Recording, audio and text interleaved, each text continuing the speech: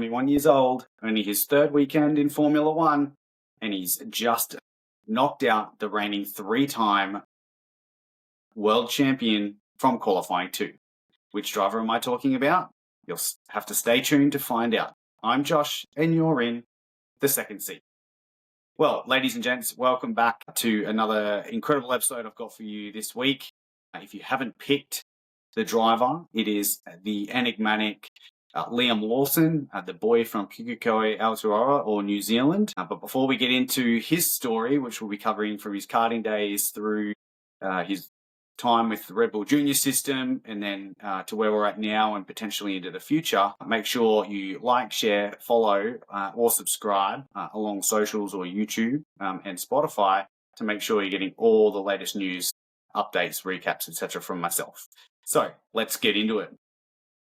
So Liam Jared Lawson, born on the 11th of February 2002, as mentioned, is a boy from Pukekohe in New Zealand. It's part of the North Islands, Auckland region. Not a lot of people there from a population perspective, but what really sets us up for a fantastic story is the fact that Liam's hometown is also home to the Pukekohe Park Raceway. So he literally grew up in the shadows of a karting track, so was essentially destined for where we are now talking about him. So along with his junior idol or racing idol, whatever nomenclature you would like to put over it, being Lightning McQueen, Liam started karting at around the age of 6, and it wasn't long before he was starting to set, at least the New Zealand scene, alight, starting to take national championship titles after only a few years. The intriguing thing about all of this is that he was doing so as a privateer, or his family at least. So no benefactor, no sponsorships, etc., which obviously makes things quite difficult. And if you've seen or listened to the Ocean Pathways episode, you'll note from my commentary in that his parents sold their family home to fund Liam's racing career. Now, that is a huge commitment and a huge sacrifice by his family and for Liam to see the house that you began your life in and grew up in being sold out just to keep you going from a racing perspective. And those sorts of trials and tribulations really shape a person, in this instance, shape Liam as a driver into the persevering and tenacious personality that we see in the paddock and on the grid today. So, for what it's worth, whilst it's not a really fun thing to look at, I see that as a real catalyst moment in Liam's life. If his parents don't sell the family home, I don't think we see Liam Lawson on the grid as an F1 driver. From there, at the age of 13, so 2015 we're in now, Liam moves from karts into open wheel single seats and does really well. The following year, he becomes the youngest ever championship winner for the New Zealand F1600 series.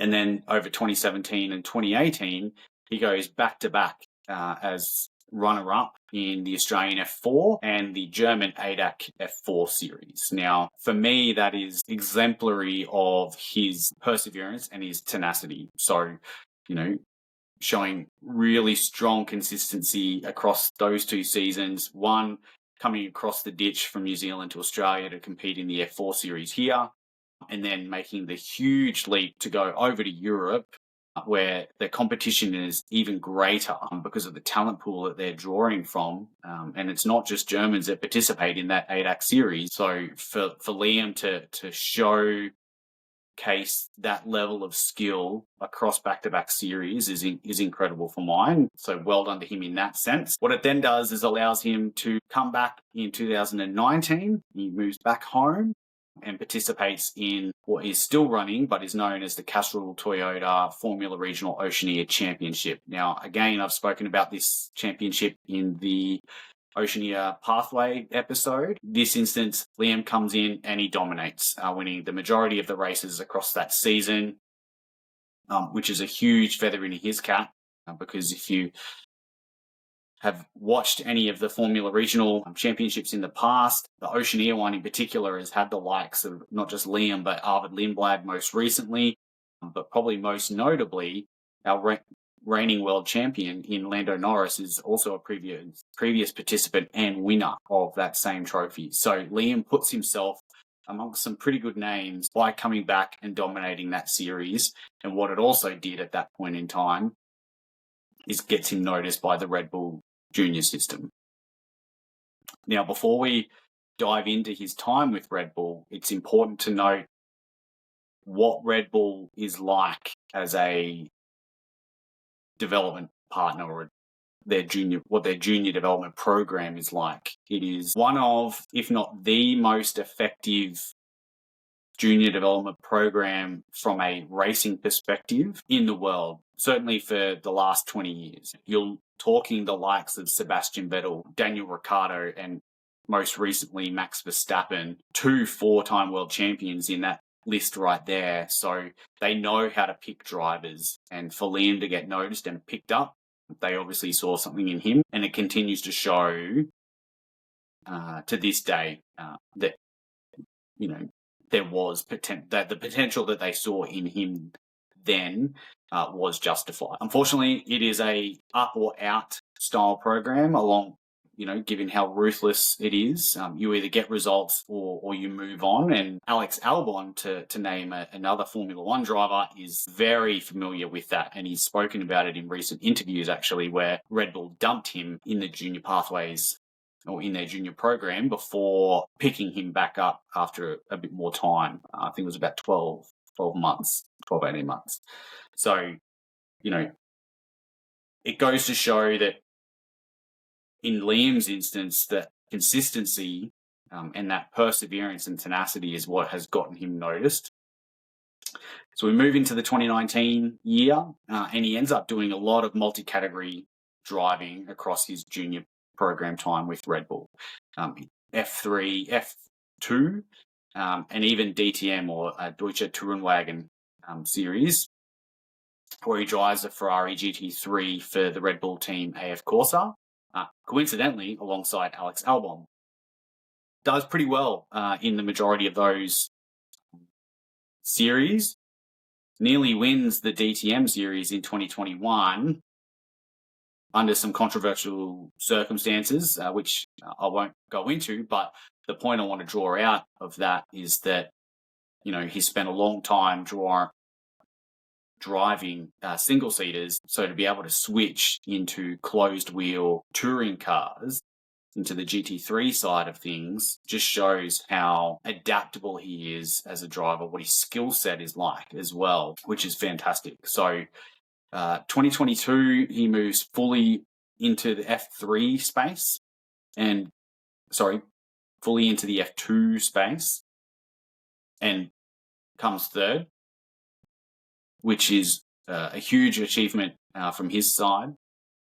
Really difficult to achieve as well, given the level of competition in Formula 2. You know, we've seen the likes of Piastri, Russell, and Leclerc over the years come through that system as champions. Lando Norris was an F2 champion as well. So, you know, for him to finish third just shows the level of caliber of drivers that he was competing against. And what that does is get him picked up by the Red Bull team for his first reserve driver position as the reserve driver for both Red Bull Racing and for then AlphaTauri. Therefore ends 2022. When we move into 2023, Liam is getting used to life in the paddock. He's understanding the car, he's understanding the simulation side, he's understanding the new media requirements that are on him,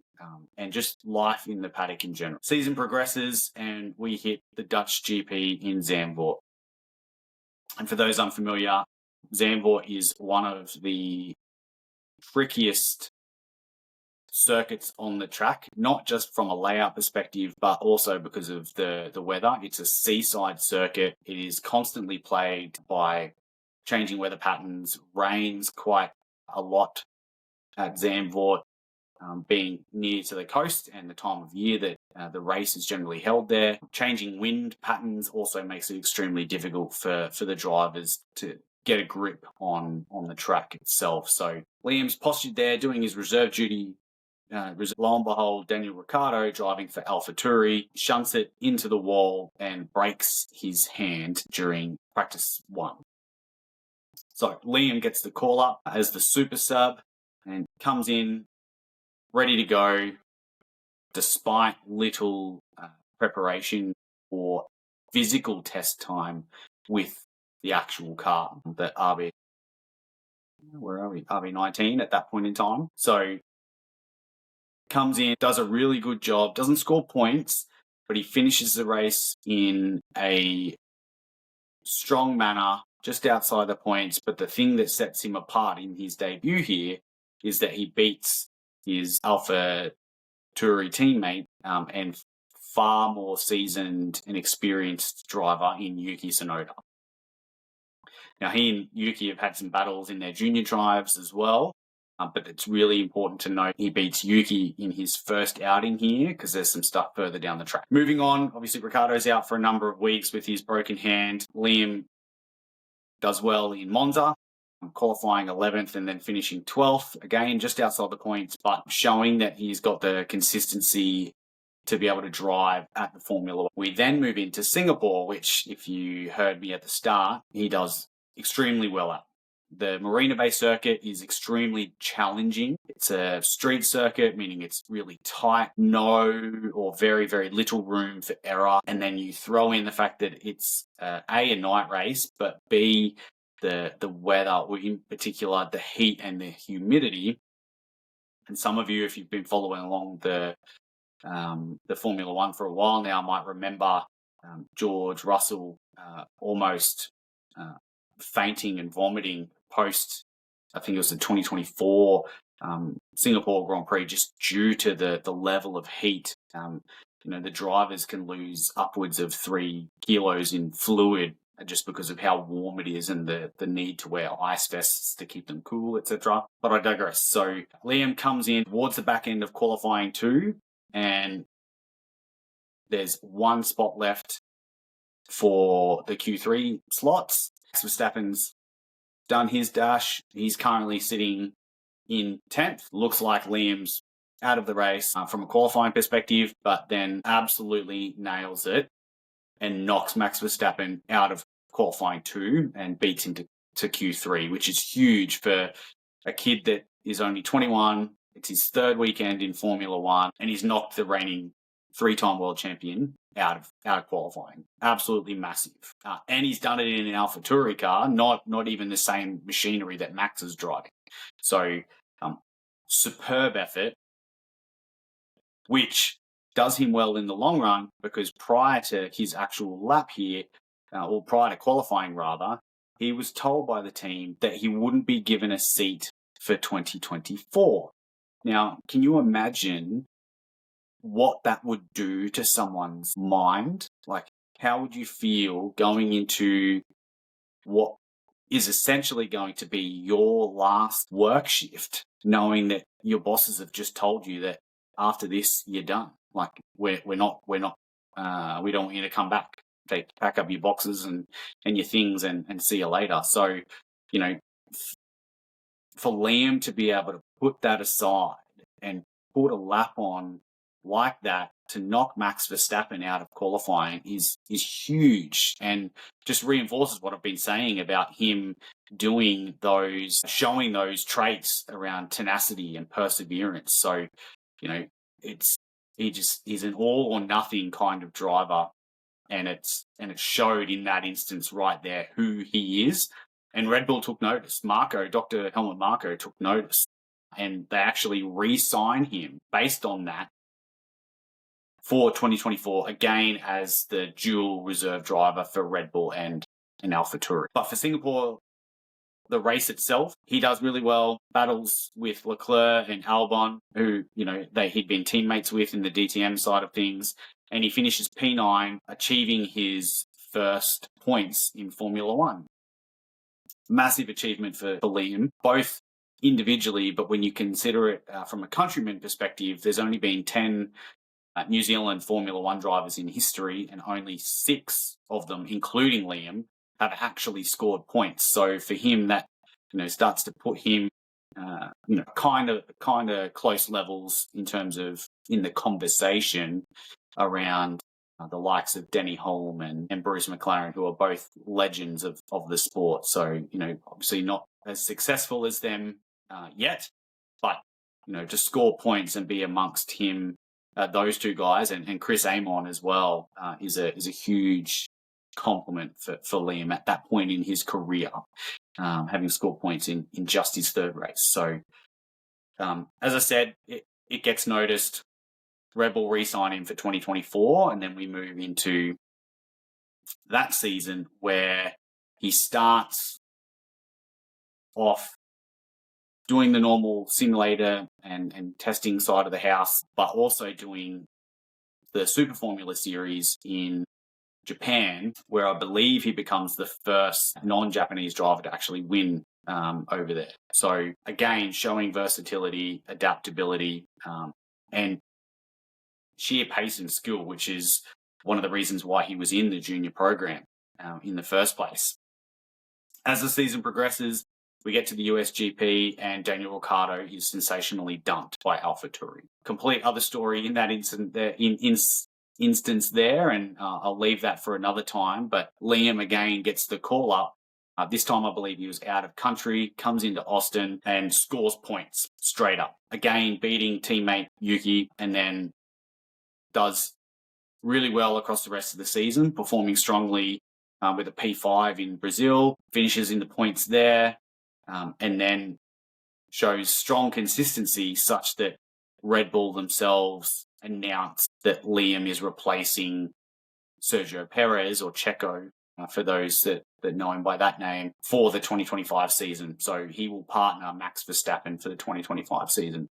And when you consider the likes of Checo, and yes, we can talk about his demise in a different way or at a different time, you've got a guy that's over 150 starts in Formula One, multiple race winner, multiple podium getter, and is largely a big contributor from a team perspective to Max's multiple world titles. So for Liam to be replacing the likes of Checo, that's huge, and it comes with pressure. And that pressure wasn't lessened when you've got the likes of then team principal Christian Horner comparing Liam to predecessors of the Red Bull Junior program, being the likes of Sebastian Vettel and Max Verstappen, 2 4-time world champions, which is crazy for a then 23-year-old to be compared in that way. So he starts his time in the second seat, pun intended, with Max Verstappen under enormous pressure. He's got 11 race starts to his name at this point in time. Coming into 2025, the last year of a set of regulations, a car that has been built largely to Max's driving style, and Liam's needing to come in and prove that he can continue to do what he's been doing from an adaptability perspective, from a perseverance perspective, and keep pace with Max. We get to Australia, season opener for 2025. Liam qualifies P18 and then crashes in the early parts of the race. Granted, he was one of 6 DNFs in Australia for that season, including, seasoned guys like Carlos Sainz. But early indications are that he's starting to struggle a bit with the pressure. Move forward into the next round, which is China. Again, struggles in qualifying P20, and really struggles with the car again during the race. More pressure mounts. We've got a standard 2-week break to Suzuka post the Chinese Grand Prix. And during that time, Helmut Marko effectively dumps Liam without consultation and announces that via the team that Yuki Tsunoda will replace Liam from the Japanese Grand Prix onwards for the rest of the 2025 season as the partner to Max. But Liam, rather than being dumped fully, is being moved back into the AlphaTauri team, which is now rebranded to the VCARB or Visa Cash App Racing Bulls. for those unfamiliar with that term. Really tumultuous start to 2025. Liam's not in the right headspace, has been open about the fact that he was struggling mentally, which is really important in my mind from a mental health stigma breakdown perspective. But what's also clear is that the decision was made in A, earnest, but B, without deep consultation. So Christian Horner has come out and highlighted that the decision wasn't his and wasn't really engaged about it. Max Verstappen has also said that he wasn't consulted and didn't agree with the decision. And Liam himself has obviously highlighted that he thinks the decision was harsh, didn't agree with it. But as he has shown plenty of times before, he's just implemented that tenacious attitude and just got on with things. So moves back to VCARB alongside rookie Isaac Hadjar and struggles for probably the rest of the first half of the season. Isaac out-qualifies him 8-zip in that first half of the season. And you can see, Liam's doesn't seem to be enjoying driving at that point in time. We get through the summer break and things start to shine a little bit, though. He's come back refreshed and seems to have a new lease on driving life, so to speak. And that really shows in Azerbaijan, where he finishes P5 and achieves his best ever Formula One career finish to date. Now, he has multiple other point-scoring drives throughout the rest of the 2025 season. And what's really important to note about all of this is he largely equals and beats Yuki Tsunoda a number of times, who is now in the Red Bull seat that Liam did have at the start of the year. He also ends up beating Isaac a number of times as well, and obviously not enough to win back the Red Bull second seat. As we all know, Isaac's obviously sitting in that position now, but he's done well enough that he's kept his seat at Racing Bulls. Yuki Tsunoda's been dropped altogether from Red Bull back to a reserve driver, and then Liam is now partnering, or has Arvid Lindblad partnering him at Racing Bulls. So you can just see how that bit of perseverance and that tenacity for Liam has kept him with skin in the game and highlighted that, he does deserve to be here despite the pressures. And I think in that instance, it was the Red Bull system failing Liam. I didn't agree with the decision in the same way I didn't agree with the decision that Jack Doohan got dropped. And you can argue there's a bit of parochialness there from a region perspective, but Liam was not set up for success in terms of how he was coming into the car and the season and all the rest of it. So, coming into the 2026 season, he's shown a level of consistency already, achieving a couple of points results. Miami, in terms of his last time out, wasn't great, but he's done well in terms of outscoring and out-driving his rookie teammate a number of times now. He hasn't set the world on fire again yet, and I'm not sure where he's going to go from here, primarily because I'm not fully tracking the Red Bull development program in terms of who they've got next. But, if it wasn't for the gearbox and brake failure that happened in Miami, I think we could have seen a points finish for Liam there. He had a really good start, and he's showing why they kept him around in terms of the points finishes that he's had this year. At one point, I actually thought that Racing Bulls would be challenging for, the P5 spot in the constructors, challenging the likes of Haas and now Alpine, who are proving to be front runners in that space. So Liam's done really well to sort of pick himself up off the floor, using that boxing analogy, and posture himself as a bit of a team leader for Racing Bulls. He's quiet off the track and has, tried to keep things a bit to himself, particularly from a social media perspective. And there's he's been quoted in the past talking about, life as an F1 driver, it is all just about, for him, Formula One, the paddock, the testing, the simulation, etc., etc. So for him, life is all about the drive, and racing, loves it. I think much like the other drivers do, there was rumours about him coming back to New Zealand and potentially doing some V8 supercar work during the impromptu 5-week break due to the Bahrain and Qatar, the Bahrain cancellation. So future-wise for Liam, I think, the rest of this year will be a proving ground for him. If he can't continue to have consistent points finishes, which I fully expect him to do, particularly as the development improves on the Racing Bulls car, we might see him out of action and moving on from there. Does that mean Yuki Tsunoda will come back in? I don't think so. I think VCARB will probably look to the Red Bull system and see if they can bring someone new to the team, or they could look at the likes of Jack Doohan from Haas, etc., etc. So, yeah. But ultimately, Liam, the boy from Pukekohe in Aotearoa, New Zealand, has shown the world that he deserves to be on the Formula One stage with that grit and tenacity and perseverance that people from our region are known for. So I'd love to hear your thoughts on his story, or if you've got any of your own stories involving Liam, I'd love for you to share them in the comments, whether it's on Spotify or YouTube, or send us an email or DM as well. So, but before we wrap up the episode, we are leaning into the Montreal Grand Prix this week. Really exciting time. I love Canada. It's one of my favorite places in the world. Unfortunately, I've not been to the Gilles Villeneuve circuit, but it's a favorite one to watch. It's a sprint weekend as well. We've got a number of teams that are bringing packages from an upgrade perspective. Interestingly, Mercedes kept theirs out of Miami and are bringing it to Montreal, reportedly 0.3 of a second. That's a pretty big increase for them, particularly given that certainly from a race perspective, things were down.